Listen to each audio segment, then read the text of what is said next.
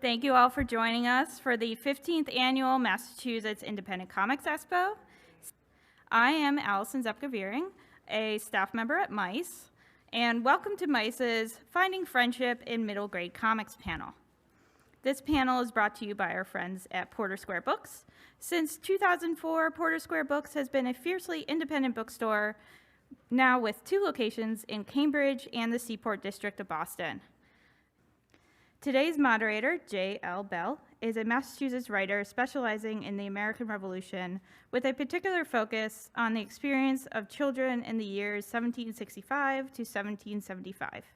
Without further ado, J.L. Bell. Thank you. Thank you, Allison. As a writer, I am particularly interested in the audience of young readers in the segment that we call middle grade. And this is defined by the publishing industry as about grades 3 to 7, mostly about ages 8 to 12. After you've learned to read, and you're pretty good at that skill, pretty confident, but before adolescence gives you a lot of other things to think about. And graphic novels or book-length comics for middle grade have been one of the growth areas for children's book publishing in the last decade. And today we'll hear from 4 people who have published acclaimed middle grade graphic novels this year. So I'm going to give thanks to our partners for these panel discussions and for Porter Square Books for sponsoring this particular panel. And now I'll introduce the 4 panelists in alphabetical order moving across the stage. Johnnie Christmas comes to us as the author of Gamerville, which has already been named as one of the best books for young readers by Barnes & Noble, Indigo, and Good Housekeeping. This is his 2nd middle grade novel, and his first, titled Swim Team, set a high bar. It was named to the National Book Awards long list. It received a Coretta Scott King Award Illustrator honor, and garnered several other distinctions, including nominations for an Eisner and a Harvey. Johnnie Christmas was already a New York Times best-selling graphic novelist as co-creator of Angel Catbird with the novelist Margaret Atwood, just one of his comics for older readers.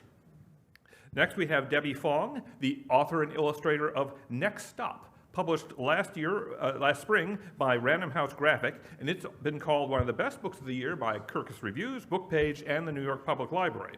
The Hornbook magazine said, with a sympathetic protagonist navigating unimaginable pain, fully realized and engaging secondary characters, and a skillfully crafted narrative, this is a remarkable debut. Debbie Fong has also illustrated children's nonfiction books, including the best-selling How to Be a Person and the anthology Band Together, and her mini-comic Greenhouse won a Broken Frontier Award and was nominated for an Ignatz. Next we have Emma Hunsinger is the author of How It All Ends, which is probably at the top end of our middle grade category, following its protagonist as she becomes a young adult, sort of accelerated into that process. Her autobiographical comic, How to Draw a Horse, was published in the New Yorker magazine, and it received nominations for an Eisner Award, a National Magazine Award, and a National Cartoonist Society Divisional Award. And Emma Hunsinger is also the co-creator of the picture book, My Parents Won't Stop Talking, created with her wife and quite possibly inspired by their child. It was featured on NPR's Best Books of the Year in 2022. And finally, we have Shaina Liu, creator of Noodle and Bow, a middle grade graphic novel about food, family, and fighting against gentrification. Now that's a big, complex subject, but Kirkus Reviews said Liu uses light humor to tell the story in an accessible way. With a degree from the Harvard Graduate School of Education, Shaina Liu is an educator and community activist as well as an artist. And in fact, these activities come together in her work in such projects as the mural Tied Together by 1,000 Threads, created with and for the people of Boston's Chinatown, and in what she's called Stories for a More Just and Liberated World, like Noodle and Bow. Please welcome all our panelists.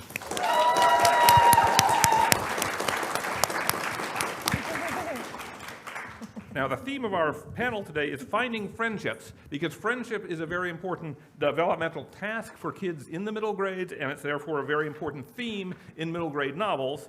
And drawing on that topic, therefore, my first question will be to ask each of you in the panel to introduce us to your book's protagonist as if you were introducing us to a friend, and tell us what challenges that character is facing. And I'll start in reverse alphabetical order, starting with Shaina Lou.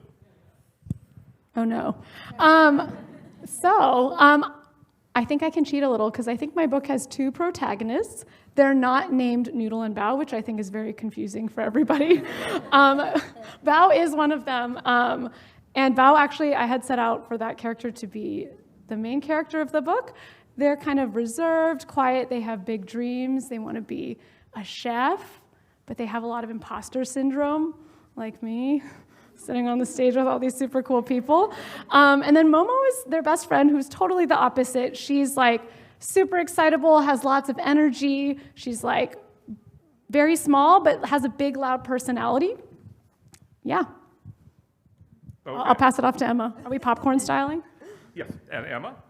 The character in my book is named Tara, and Tara is not based off me at all because she's a really good student and gets pulled up from 7th grade and goes directly to high school. Tara is still a middle schooler in this story and goes up to high school, and so is a little bit young, still has a lot to learn about how teenagers conduct themselves and what it's like to be around older kids in school.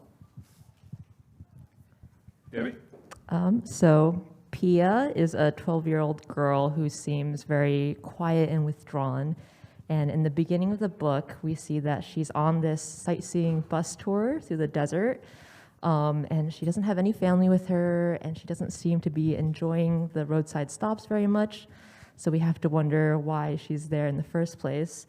But we come to learn that the final stop on the bus tour is this mysterious underground lake that's rumored to have magical properties. So everyone who's on the bus is going for their own reason. Pia is very secretive about hers, but we slowly find out that she has a secret wish, which is to heal her family from a tragic accident they went through the year before. But what ends up happening is she makes friends and connections with the people on the bus tour, and it starts to break down the wall that she's built. So it's like an emotional healing journey and a physical road trip journey that she's on. Thank you. Johnnie? So Max is, if I were to introduce him to a friend, I would say he's a kid who is he doesn't have a lot of friends, and he doesn't know how to make friends, but he knows he's really good at video games, and he really enjoys them. So he figures that if he gets really good at playing video games, and he wins at this tournament at Gamerville, that he will be beloved. He'll make friends because he'll be good at something, right? So he throws his all into this game, the Lone Wolf of Calamity Bay, and he gets really, really good at it, so much so that he gets into Gamerville for the finals. But unbeknownst to him, his mom, who's been very worried about him playing these games all this time, has pulled some strings and gotten him into the sleepaway camp that she went to as a kid. And it's on the same week as his big tournament. So Max is crestfallen. He's brokenhearted. He doesn't know what he's going to do. He's sent to this camp. And when he's there, he realizes on the other side of the lake that the conference center where the tournament is held is like on the same lake. So this kid, he's like, wait a minute. I'm a master of man-made unrealities. I'm a video game guy. Summer camp's not real. This is a man-made unreality. I can figure this out. So he starts gamifying it. He figures, all right, I'm gonna get maps. I'm gonna attain allies. I'm gonna do all the things that I would do in a video game here at this summer camp and try and find a way to bust out of this thing so I can get over there and make my dreams come true. So, and of course, when he's there, getting these allies, he starts realizing some of these allies might actually be friends. So that's Max. Terrific. Now, let's talk about what are the inspirations of these stories, and in what ways did they arise from your own experiences? And would anyone be brave enough to go first? I can go first. I feel like the book I made was mostly came from a dream I had before I started high school, where I was trying to get to my classes, but for some reason I was in a cornfield. And this is the dream was so terrifying to me in the summer between 8th and 9th grade that I feel like my body held onto that terror and that memory well into adulthood, so that when it was time for me to like sit down and make a book, I was like, the feeling that's coming up first is being scared to go to high school. So what should I do with that? And then the next thing I really vividly remember from being young is when I was in 8th grade, my brother and I would play with his Lord of the Rings action figures. And there was a day where I was like, I can't play with you anymore, Tim. Like, we have to put Aragorn and Legolas away because we're not kids anymore. So that got me thinking about imagination and like when you use imagination for play, and then as you get older, how you start using your imagination to imagine different versions of yourself. So Lord of the Rings action figures and One Bad Dream is where my book came from. And I don't remember a cornfield in the book, so it's come a long way, right? Oh, yes, I'm very creative. Debbie, do you want? Sure, there's a cornfield in my book, actually, so a segue. When I was 8 years old, my mom signed us up to go on this sightseeing bus tour trip, much like Pia goes to in the book.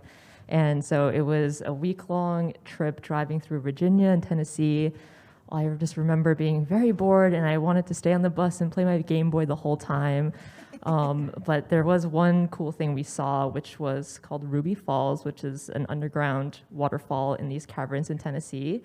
And I remember it was kind of spooky, like we had to go down this rickety elevator, and it was dark, and when we finally came up to the waterfall, it was lit up underneath with these different colored lights, and so it looked really magical.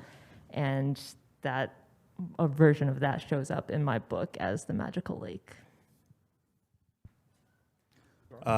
When I was a kid, I loved video games a lot, like a whole lot. And I have this memory of laying on, but I would get really dizzy. I get like really dizzy playing them. And I remember laying on the ground, still playing, because the room was spinning, and like siblings and friends standing over me going, just stop, just turn it off. What are you doing? Like, this makes no sense, but I couldn't stop. And one day I had to retire my jersey and put it up in the rafters and retire from video game playing. But I thought a lot about that obsession. I'm trying not to use the word like addiction, because it wasn't that. It was something else, right? It was like an obsession. It was this place of comfort. I don't know what it was, but I loved playing them so much. And I thought, like, so much so, I don't think I'd be a cartoonist if like I didn't get dizzy from video games. Like, I am serious. Like, I would be in that world still. So that's, I think a lot about that, and that kind of formed the basis of Max. And like, all right, like what if I wasn't pulled away from it because of my dizziness? What if I got pulled away from it from something else, something that I could overcome? I couldn't overcome like being like feeling physically ill about it, but what if it was something else? Like, how would I react? What lengths would I go to get back to my beloved dreamscapes in a digital pixel world? And that was a basis of what Max went through and what Max goes through in Gamerville.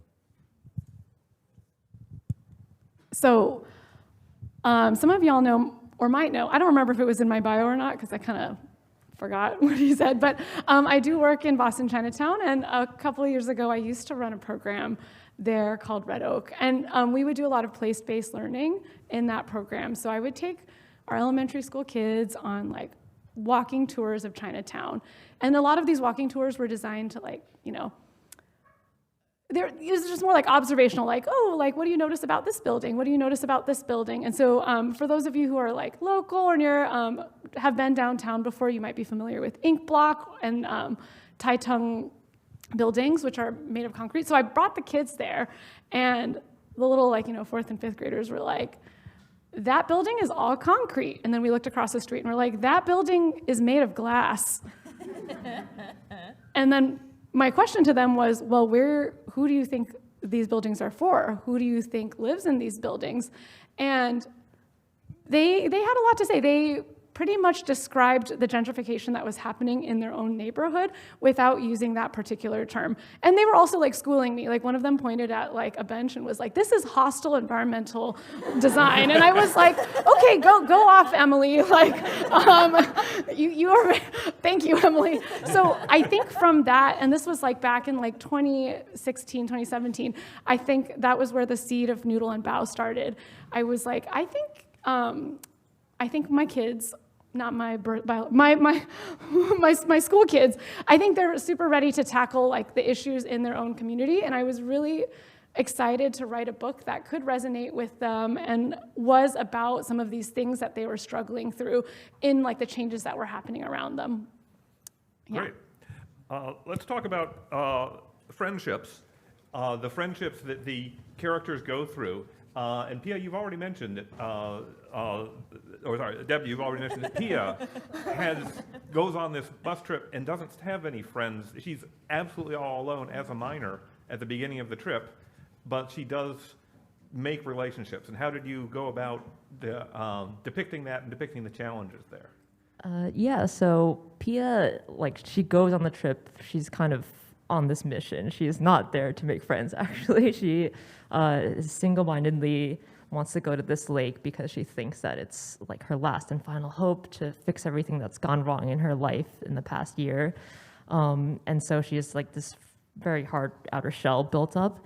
And so then I introduced a character who's this girl named Sam, who is just like funny and nice to her. And I think that's what helps her to start to see that there could be like a way forward for her, even if she doesn't get her miracle from the lake.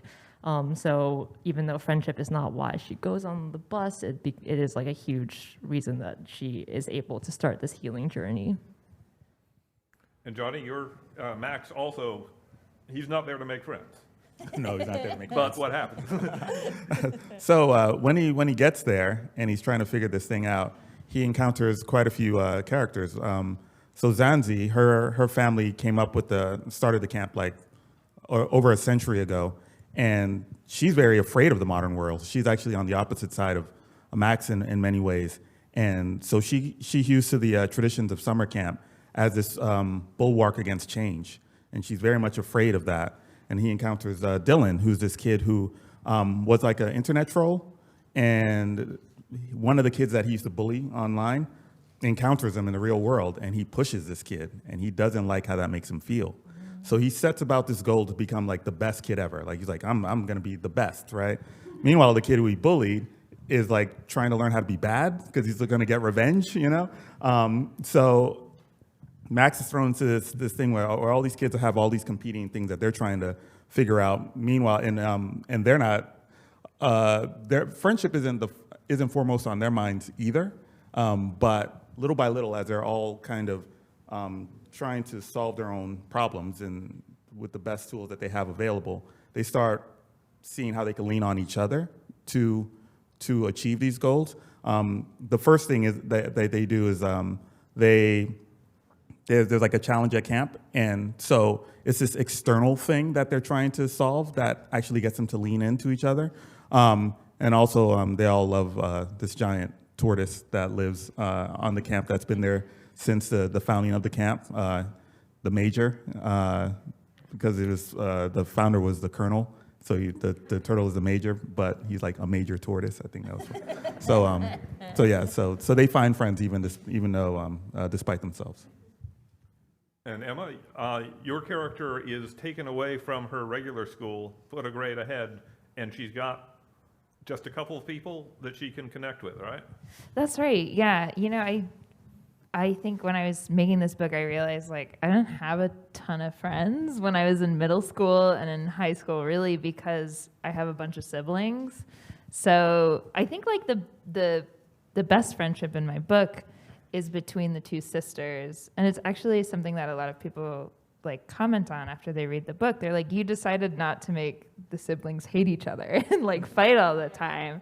And that was that's like what it was like for me at home. So I wanted to show siblings who are like really, really close friends, so that the friendships in the school setting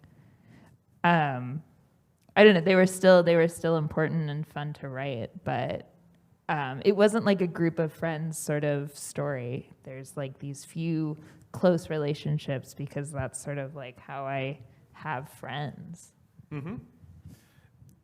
Okay, and Shaina, your character starts out with a very close friendship, but then that she feels threatened about that, right? So how does that play out? Right. So Noodle and Bao start the book off as best friends, and I think, you know, like most of the book is not like explicitly about their friendship with each other.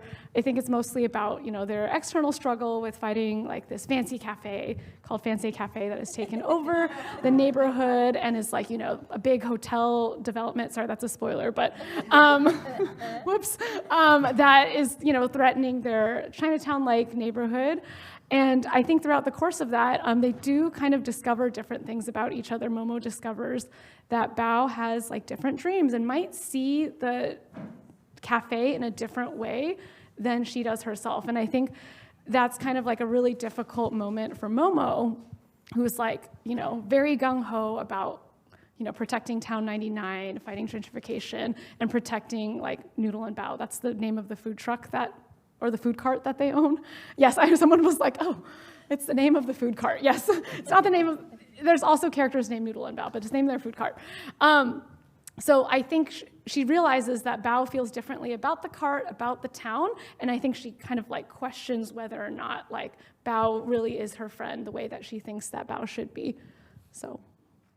Okay, Yeah. and to continue with that, a big theme in Noodle and Bao is the change in Town 99 and the place around it, which means so much to Momo. And but also the town itself is rather interesting in terms of the characters you created. So can you tell us about the place and how you went about creating this world? Sure. So Town 99 is actually based very heavily off of Boston's Chinatown. I think, like, if you look at that picture, if you've been in Boston's Chinatown, that's the gate. That's in our Chinatown. And then a lot of the storefronts, you know, I cobbled together from different things that exist in our Chinatown, in Manhattan's Chinatown, on some different like research trips I went on. So I think visually it's kind of inspired by that. I also looked at like a lot of Taiwanese storefronts that I thought were really cute, and those kind of made it in. Initially, I wanted to write this kind of as a fantasy story. It was gonna be like a flying food cart, and they were like on islands, and Town 99 was like the 99th island town. But I think, you know, as I continued writing the story and as I kept interviewing like different organizers and like people who lived in our Chinatown, as I did the research for my book, I think I started to draw more and more from like, am I close enough to the mic? Okay.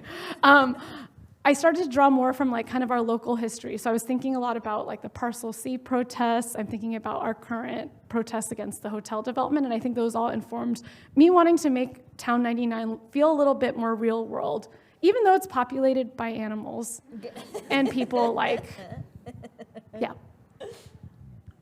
Okay, and Debbie, your place, movement through space, is obviously very important, and I really enjoyed seeing all the different tourist spots that you had Pia and her friends visit. Tell us about how you developed those.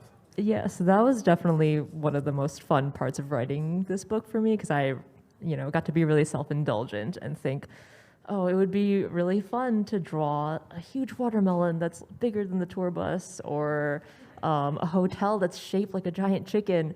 So I remember I just like made a list of all of these like weird and wacky and fun things that I could possibly draw, and I just picked the best ideas from there. So that was like a little treat for me to just let my imagination run.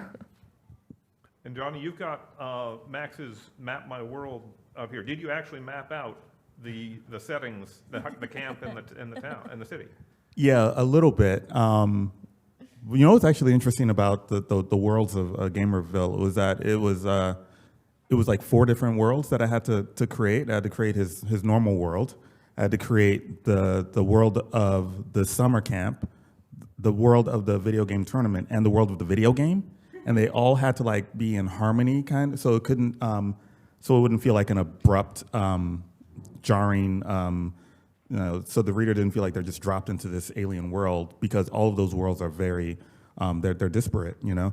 But trying to have little echoes in each one of the worlds that would make it feel almost like there'll be a familiarity, almost like as if you were in a dream. Like, you know, you're like it's still connected, even though it's completely. You could be flying on a unicorn 1 second, but you could be, you know, eating, you know, tacos the next second. But there's a connectivity somehow in a dream. I don't know if that makes any sense, but within a story, I wanted the reader not to feel it, even though it was like a real pain to make all of those worlds, like every change in every world had to echo in the other world, kind of like that movie Inception. But yeah, so I had to map out all of those worlds and make sure that all of the beats resonated and all the other ones. Great. And Emma, your character goes into possibly the most scary world of all. Your mind, your own mind, kind of like Debbie. I was like, well, if I set it in a school the whole time, or I was like, what do I want to draw? When you set your story in a school, you have to draw desks all the time. You like there's so much perspective drawing desks inside of a classroom, and then you have to draw like the counters and the closets also in the classroom, which is even more perspective. So I was like, how do I get out of drawing this much perspective? Why don't I go inside her mind where I don't need to draw desks? So yes, and it's like it's really fun to like our imaginations can be so exaggerated. Not only was it fun to draw just like strange landscapes and stuff, but also fun to like really go hard on gesture and expression and like draw some really funny poses and some really funny faces. Can I ask your decision to not use panel borders, separate panels? How did that influence your background and making the world fuse across the book? That's a really, it was, I don't use panels because I'm not good at using panels. There's something about like having to draw inside of a box that makes my drawings like really stiff and really awkward. So I've been doing most of my comics panelless. I found that the way to do it is text first. So it's like you need the reader to read everything in order. So I would place all the text and then everything else, like then I'd see how much background I had to do in order, like given the composition with the text in it. So that was the panelist. That's the trick to panelists, is just like, how do you control the reader's eye? How do you get them to read everything in order? And it's pretty easy with speech bubbles. It's like, you know, we read left to right, top to bottom. So just making sure everything stacks up correctly. And another, very good question. And another technique you use, Emma, is color. And I read that you had the color scheme for how it all ends in mind before you even pitched the book. That's Tell right. us how that works. I think that, you know, I went to the Center for Cartoon Studies, which is a great cartoon school in Vermont, and we had several lectures on coloring and like emotional coloring. How do you use coloring? When I was, you know, when you go to school for something and then it's like you never take that hat off, you're like, well, comics, rah, rah, rah, rah, rah. So I got really into like, well, a comic can do this. So one of the things I was like, well, how do I use everything you can do in a comic? Composition, gesture, expression, blah, blah, blah. One of those things is color, right? So how do I use color to tell a story? And it's pretty simple, right? It's not like a genius move, but put imagination in red. And it did a lot of heavy lifting. And what does yellow mean in your story? I'm not totally sure. I think it was like, it looks really good. And I would kind of just use it, I think kind of as emotion, but also as like, if I try to like say what yellow means, it's not gonna work, right? I'll give it too much meaning and then it'll kind of just not be mysterious and energetic anymore. Okay, we'll respect that. Shaina, you use a two-color printing, more than two shades. But we know that your characters exist in 4-color because you sell these stickers. So tell us. Your merch gave you away. So tell us about your choice or your publisher's choice. Well, so when I submitted my pitch pages, I just used one color because it took less time. But I will say there's artistic reasons I continued wanting to use them. Also, my publisher told me to do that. I really like manga. That's kind of the main reason. I would have done my whole book in black and white, but there is a manga out there called The Guy She Was Interested In. Wasn't a guy at all. Oh, wow, everybody just repeated, okay. So that one has like a really cool, like bright green spot color. And when I got that manga, I was like, ooh, I want my book to look like that, but maybe not exactly like that, because that would just be copying them, which I mean, is okay, right? So I think that was kind of mostly what I was going for. I was going for like that vibe. My publisher, there's like a painful sobbing story behind this. They asked me to pick a Pantone color. And I was like, what's a Pantone color? And then they gave me a lot of swatches, and I was like, I don't know which swatch. And then so I picked like a swatch that I thought it was like kind of like a salmon color. I was like, it's very pleasing. And I like reddish colors. And then they were like, now you have to do it like you're printing like, a t-shirt. So all of the blacks have to be on one layer and all of the colors have to be on another layer. And I did not know how to do that. I was literally like crying at my computer, like, I don't know how to separate the colors. I was like, some of my lines are red and some of my lines are black. Maybe not on this page, but basically, I don't really know what they did in the end. I just submitted my files the way that they were. And either they had to do it for me or they printed it in 4-color and printed it with just a spot color. That was a really long story, sorry. Well, that's the sort of behind-the-scenes story that is very valuable as we Is think it? about it. Separate your colors. I couldn't do that. Separate layers. So difficult. It's a lost art. So. I'm very disorganized in my art. It looks neat maybe, but it's not in the file. And Debbie, you've created through color these American landscapes. And how did you think about that? What did you go through that with? Yeah, so in the beginning when I came up with this idea, the landscape of this desert was a character in my head, and I wanted to feel very specific. And so I used really saturated colors, and I think that helped me establish the tone and the mood in the beginning. Like when Pia first steps off the bus, there's just a lot of like vast blue skies under or over empty yellow desert. And she's so quiet and withdrawn. I feel like that there's a contrast there between like how vivid everything is and how much she's like holding in. And having a very saturated palette also helped because I have these flashback scenes that are interspersed throughout the book. They show Pia's life at home in the months leading up to this bus tour, and they move backwards in time. So by the end of the book, you see what happened a year ago. And then to kind of differentiate the flashbacks, I could just do like a more desaturated color palette. And Gamerville is also 4-color, but it's a very different 4-color, as you can see, and you can do different effects here. So, Johnnie, how did you go about coloring, and what was your scheme, and who were your... Yeah, well, I cracked the code on how to do coloring like really easy. Get someone else to do it. Figured it out. Should have done that. So to go back in time a little bit.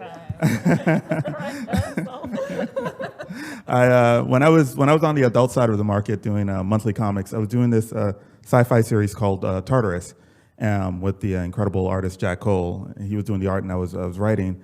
And then when we did the second arc of it, I was working with the just as incredible artist Andrew Cronky.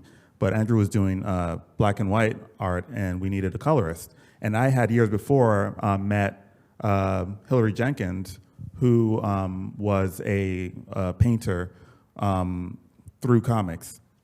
And she showed me a bunch of her stuff, and she was painting traditionally, which I hadn't seen anybody do like in comics since, and having been a painter in university, it was like, holy smokes, like she knows her stuff. This is really cool. So fast forward to Tartarus, and I'm looking around for a colorist, and I was like, hey, Hillary, do you do like comics?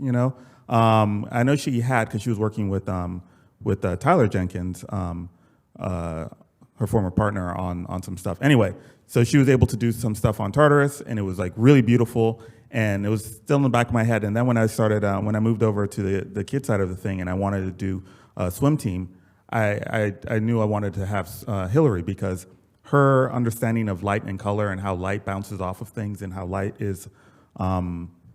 moves across water. There's going to be a book about water, and I wanted those blues bouncing off of things. I wanted a different world when Bree goes underwater. I wanted all of that feeling that Hillary can bring.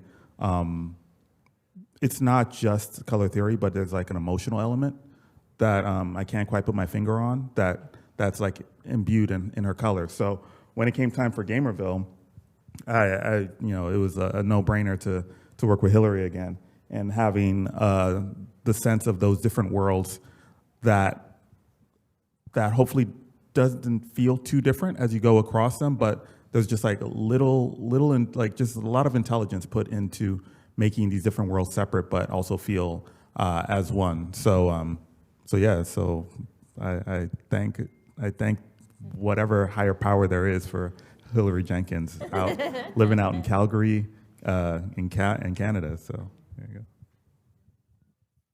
go. Okay, thank you. In recent decades, book publishers have recruited a lot of artists from other arenas to create comics for the middle grade market.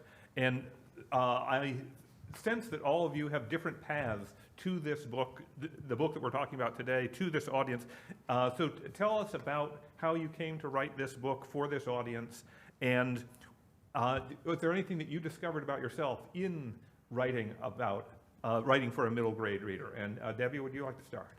Sure. So I came up through like the indie comic scene. I was making mini comics.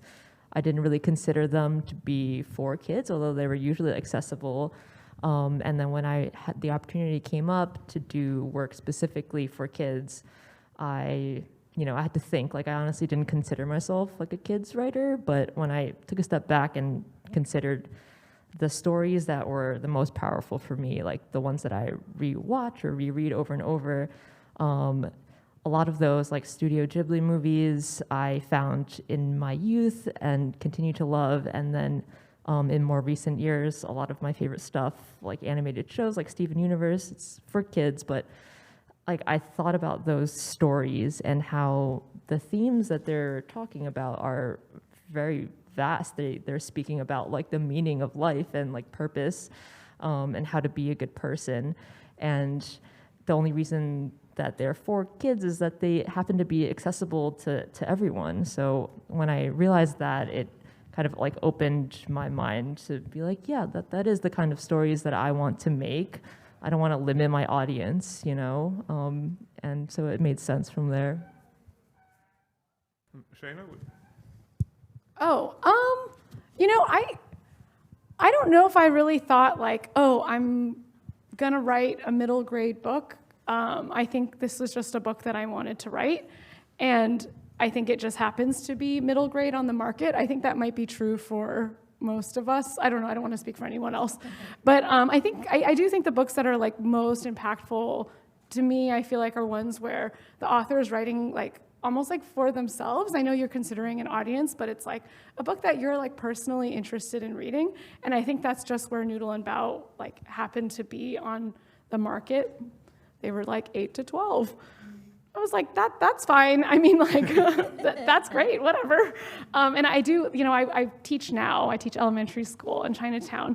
I do love, like, seeing kids read both my book and also all of your books. I think young people really, really like graphic novels. It's something super accessible to elementary kids, and so many reluctant readers are willing to pick up a book because it has a lot of pictures in it. Sorry, off-topic answer. I don't remember what the question was. No, that's a very good answer. Johnnie, how did you get pulled in from the adult comics to Swim Team in Gamerville? Yeah, well, what's interesting is when I was, I always wrote to my contemporaries. So when I was a kid making comics, I was making comics for kids, and then I just kept making comics for my contemporaries. And I looked in the mirror one day, and I was an adult man and making comics for for adults. And I was making these comics, and I was like, oh right, I've done it. But then I was I got approached on a couple different occasions from like publishers for comics for kids, saying, hey, have you ever considered doing something for the kids space? And I was like, oh yeah, like I wanted to. I didn't realize that I'd always wanted to. So I made a concerted effort at one point, and it took 7 years actually. Like I started like in 2015, trying to get something into the middle grade space. But when I started thinking about what that story would be, I thought, well, I would, like you said, I tried to make something that was for me. And when I was a kid, 5, I fell into a swimming pool and I almost drowned. And when I went in, this fear filled me up like a balloon. And the fear still lives in me. I've like taken adult swim classes, but the fear never left. And my uncle pulled me out, and I'm here, as you can see.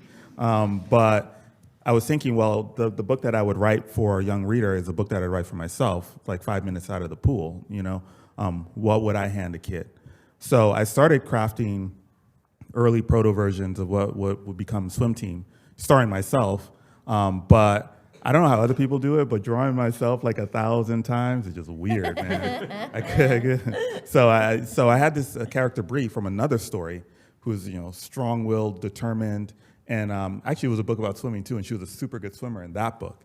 And I was thinking, like, what if what happened to me happened to Bree? How would she react? And I was just kind of like as a thought experiment, and then the book started kind of writing itself. And I was like, oh, well, she would do this, and she would do that, and she would do the next thing I know, I've got an outline.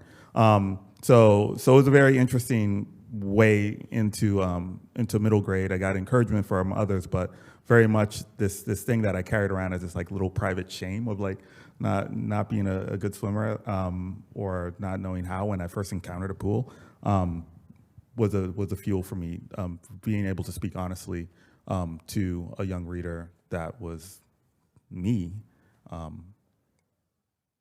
Me imagined. Terrific. And Emma, how did you find your way from the New Yorker to how it all ends? That was I started like as a professional cartoonist doing gags for the New Yorker, and I was like making them, and I was selling them, and they were in the magazine, but I still didn't feel like I knew what I was doing. So then I went to cartoon school. I was at cartoon school. One of my homework assignments was this piece called How to Draw a Horse. And I like sent it to the editor at the New Yorker because I knew she was a horse girl. So I was like, oh, she'll like this. It has horses in it. And I sent it to her. She ran it, and then it like went viral. It went really viral, much to my surprise. And I started like hearing from people. They're like, we noticed that the main character of the story is 13. Like, would you be able to turn this story into a middle grade graphic novel? And this is happening while I still had a year left at school. And I went into school just being like, I just want to get better. I just want to get better at this. I don't know what's going to happen next. And so after How to Draw a Horse came out and middle grade people started reaching out to me, I was like, well, why not? It's like, I love kids and I love constraints on like a project. And I think that writing for 9 to 12-year-olds is like a really excellent constraint. Like, how much can you do, like, where are the limits of that, right? And how can you push up against them and be creative within that?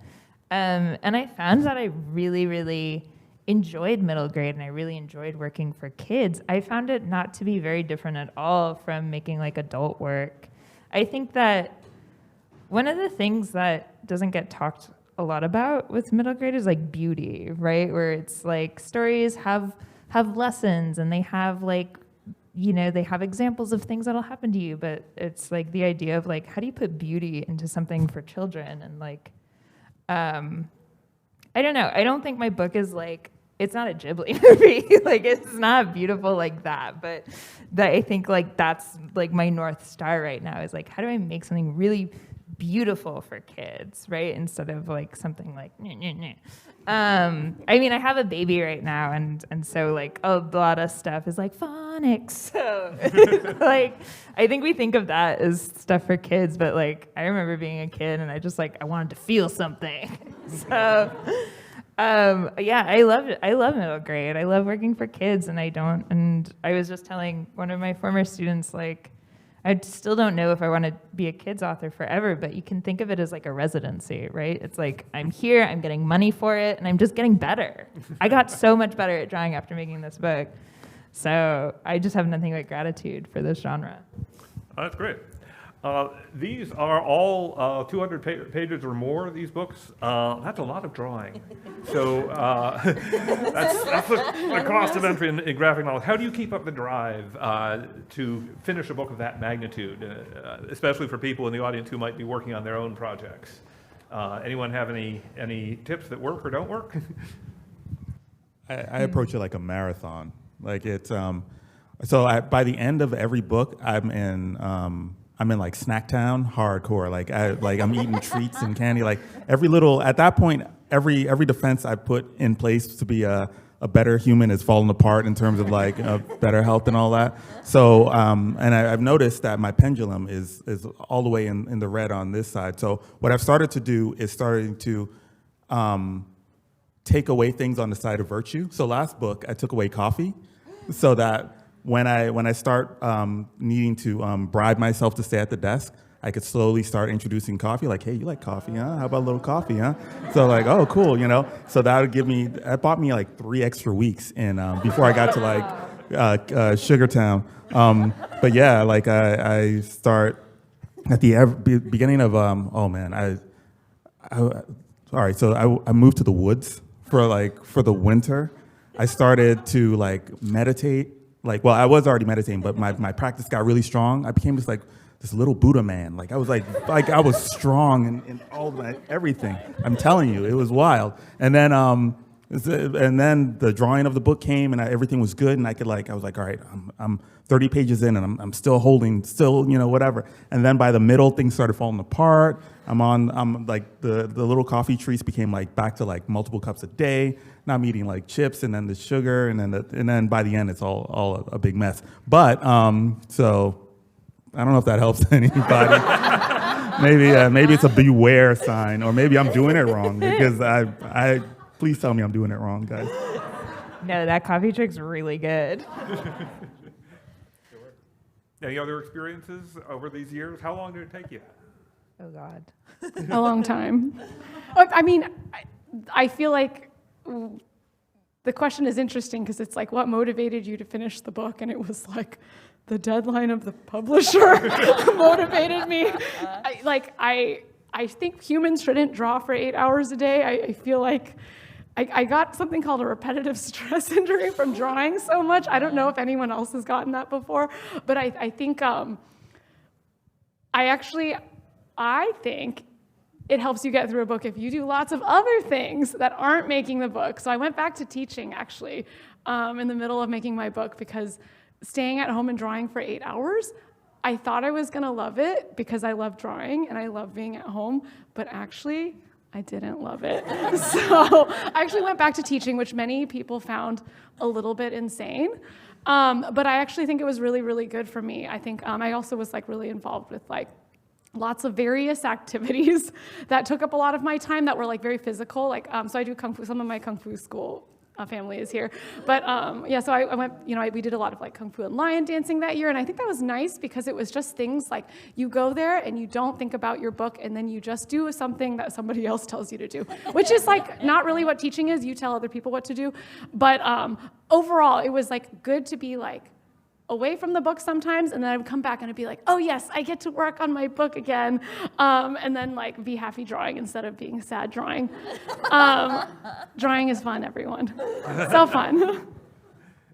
If nobody else wants, what I found was super helpful was to find a way to set up the my desk to be like somewhere that I was like dying to go to. And I found that I work traditionally, which I think also really helped me because working digitally, I was just telling somebody, if I have like a screen, I'm just going to start online shopping. Like I'm not going to draw anything. I'm just going to start looking at pants.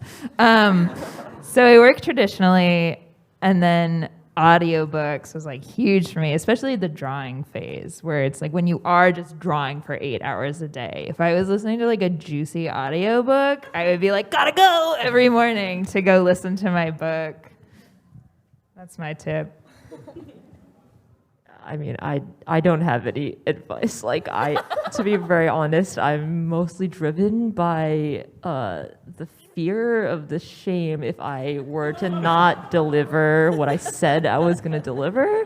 And I don't think that's healthy, but that's the truth. And I definitely relate to what you said about, like, you're just trying to, at some point, like, manipulate yourself as if you're an animal into, like, what treats can I give to, like, make her draw all day again? Like, audiobooks help, and yeah, just little things.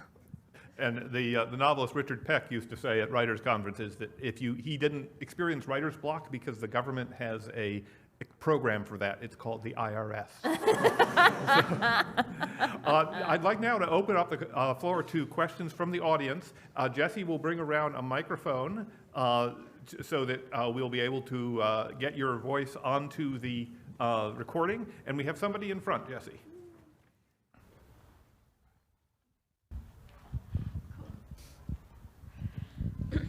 Okay, so a little background to my question is that I'm also an elementary educator and I love it so much. It's so fun. Right now I have first and second graders, but they're kind of like starting to work into that like middle grade graphic novel. Like I think it's really helping with like expanding their vocabulary and their ability to read, which is great because I'm so worried about their little kid brains being melted by Cocomelon. Like, it's so anxiety inducing. I'm like, you guys. I watch them look at a screen and their brains melt. It's crazy. But I carry around like a little Mary Poppins backpack and it has like a bunch of graphic novels in it, and they just like, they love it so much. And I taught them how to make zines, and we make comics and things, and it's great. And I was reminded of this when you were talking about doing tours in Chinatown and kind of seeing what the kids thought.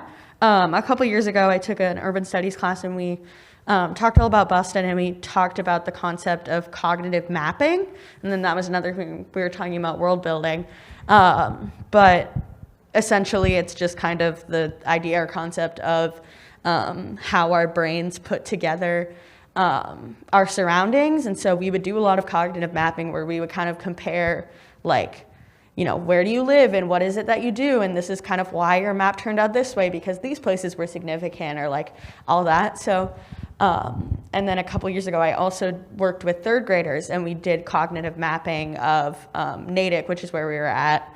I think it's really great for kids, and it also seems like that was kind of part of all of your processes with like designing your kind of environments and these like complex environments of like a high school or like a bus tour, and you were talking about making 4 different worlds and of this, you know, kind of, what is it, 99 something, I don't know, I don't remember.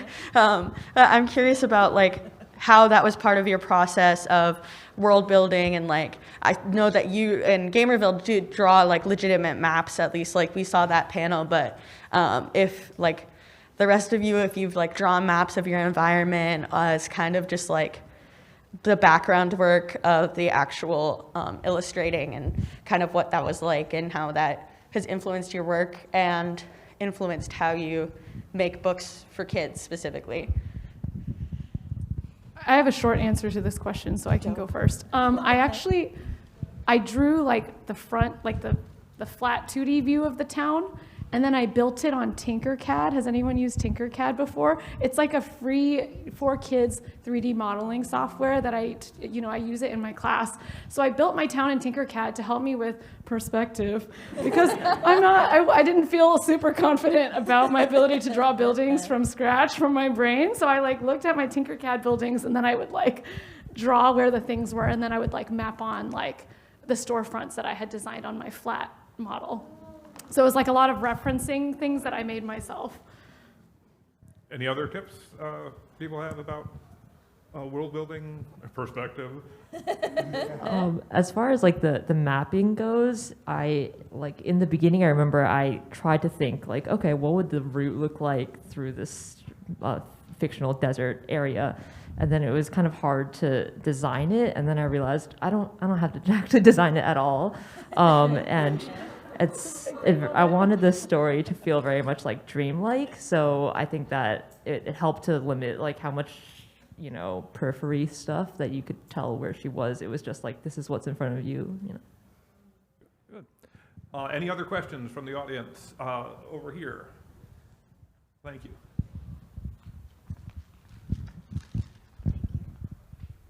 I wonder if you could each speak about how you approach writing children as children. Does that come from imagining what you were like when you were a kid? Is it the people you observe around you or something else? Writing kids as kids. Well, I remember as a kid not feeling too different than how I feel right now. I just didn't have the tools, and I didn't have all of the same language and the facility with language, but I had the same feelings. So when I'm writing characters who are kids, I just try to be true. How they react, it's just a real reaction to how that is, and then I would just kind of think of okay, well, they don't know that they should maybe step back from this situation and just let it, time will take care of it. They don't know that yet, so they're just going to engage. And then, okay, if they engage, what comes of that? And then what comes of that? And then what comes of that? But I found I worried about that when I started writing for middle grade, because I was like, oh, is this very... And then after a while, I just got to writing, and no one said anything, and then kids read it and they liked it, and I was just like, okay, yeah, all right. My suspicions were correct. Anyone else want to address that? I mean, I really agree with Johnnie. I feel like I've given that answer before too. And I think of it as it's the same thing. Kids don't have the experience yet to know, don't yell at this person right now. I feel it'd be better if you just walked away. But it's true. It's we have all the same feelings as kids. We just kids just have lived less life. Okay, we're nearly done. So I want to finish with one last question for everybody, starting with Shaina. What are you working on now? What should we look for from you? So I'm working on 3 books now. 3? I know, I feel sad for my life, but also happy. It's such a blessing. One is actually a picture book. It's about Detroit summer and what change looks like and feels like and smells like. And then the other is a graphic novel, and it is kind of inspired by Naruto and Sasuke's dynamic from Naruto. So it's about 2 princesses. We'll keep that princess descriptor vague. They're set in sorry, this is just random things I like that I mashed together in a book. And it's set in kind of a Chinese drama land. So it's a wuxia fantasy, because I really like drawing and watching those shows. So I was I'm going to draw one of those. So it's these 2 very different rivals who are Naruto and Sasuke coded, who need to fight very, very imminent environmental devastation. So I think, again, it's kind of on the same track of things that I see with the young people around me. I see them, fighting for our world to make it more livable and better for us. So I think it's that in my Chinese drama fantasy land. Yeah, that's my second graphic novel. And then the third one, I don't know what it is, but I started writing it too. It's something. Emma?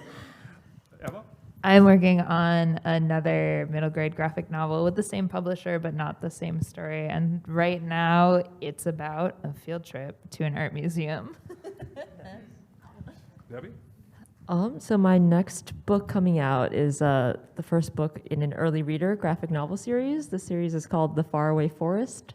The first book is called Wally's Route, about the raccoon mailman who lives in this magical woodland village, and he takes you along his mail route, and you get to meet all the characters through it. So that's coming out in September next year, and I'm working on the second book to that series, which is about an owl. And then I'm also starting to write my next middle grade book, which is very exciting. All right. And Johnny? I'm working on another middle grade graphic novel. It's going to be about basketball this time, and yeah, I'm having a really good time with it. Like, All right. Yeah. Okay, well, let's thank all our panelists.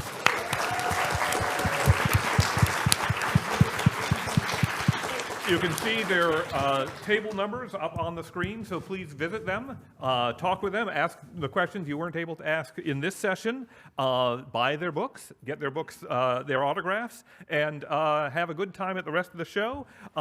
The MICE has a survey of attendees, so if you have a chance, please use this QR code to get to the survey and tell us a little bit more about what you like about MICE, and we will keep doing this and keep making it better. Thank you all very much.